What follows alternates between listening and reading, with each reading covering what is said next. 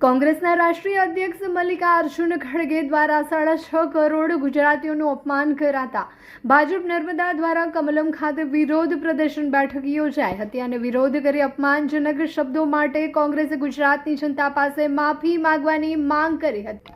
આ વિરોધ પ્રદર્શન બેઠકમાં નર્મદા જિલ્લાના ધારાસભ્ય ડોક્ટર દર્શનાબેન દેશમુખ વિશેષ ઉપસ્થિત રહ્યા હતા। તેમની સાથે ભાજપના જિલ્લા હોદ્દેદારો, મોરચા પ્રમુખો, પદાધિકારીઓ તેમજ મોટી સંખ્યામાં કાર્યકરો હાજર રહ્યા હતા।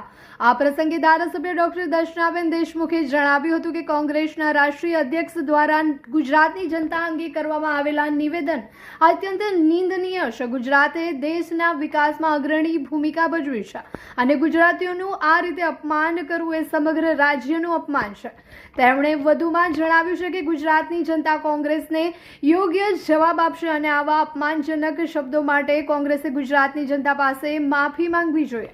બેઠક દરમિયાન ભાજપના હોદ્દેદારોએ પણ કોંગ્રેસ પર આકરા પ્રહાર કરતા જણાવ્યું હતું કે કોંગ્રેસ સતત ગુજરાત વિરોધી માનસિકતા સાથે કામ કરી રહી છે।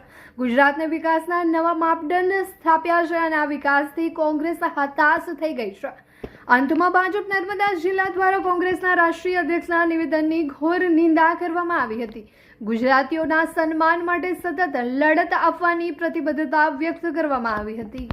ગુજરાત એક રોલ મોડેલ તરીકે દરેક જગ્યા ઉપર પ્રસ્થાપિત થઈ ચૂક્યું છે અને હાલના ભારતના વડાપ્રધાન નરેન્દ્રભાઈ મોદી અને ગૃહમંત્રી શ્રી અમિતભાઈ શાહ, આ બે ગુજરાતીઓએ આજે ભારત દેશને જે રીતના આગળ લઈ ગયા છે, એ આર્થિક રીતે હોય, સામાજિક રીતે હોય, રાજકીય રીતે હોય, સ્વરોજગાર વાત હોય કે પછી સંરક્ષણના દિશામાં વાત હોય, પરંતુ આજે દરેક ક્ષેત્રમાં આજે ગુજરાત ખૂબ જ આગળ વધી રહ્યું છે।